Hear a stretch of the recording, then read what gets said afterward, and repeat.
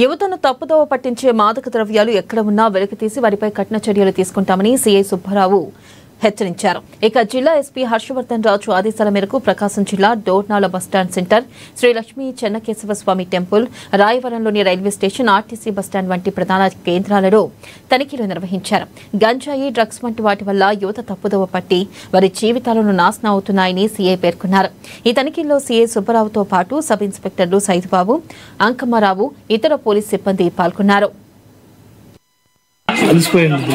నిషేధిత పదార్థాలైన గంజాయి వస్తువులు ఏమైనా ఉంటే అనుమానంగా ఉంటే అటువంటి వాటిని రాక్సీ డాగ్ సహాయంతో బస్టాండు, పూల Subbaiah colony, estate, Khammam bus stand, Dornal bus stand centre మరియు రైల్వే స్టేషన్ పరిసర ప్రాంతాలను చెక్ చేయడం జరిగింది. దీనిలో ముఖ్యంగా ప్రజలందరూ గమనించి నిషేధిత పదార్థాలు గంజాయి లేక నిషేధిత వస్తువులు ఏమైనా కానీ ఉన్నట్లయితే దానిని పోలీసు వారికి సమాచారం ఇచ్చినట్లయితే వాటిని నివారించడం జరుగుతుంది.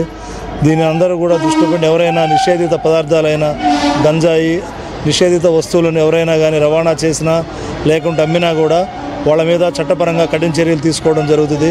కాబట్టి అటువంటి వ్యక్తులు ఎవరైనా ఉన్నట్లయితే వాటిని మానుకొని మంచి జీవనం కొనసాగించాలని కోరుకుంటున్నాం. అదేవిధంగా ఈ నిషేధిత పదార్థాలైన గంజాయి కానీ అటువంటి వ్యక్తులు బానిసలై ఉంటే వాటిని మానుకొని వాళ్ళు మంచి జీవనం కొనసాగించాలని, వారికి ఏవైనా సహాయం కావాలన్నా పోలీసు వారు వాళ్ళకి ఎల్లప్పుడూ సహాయం చేయడానికి ముందుంటారు.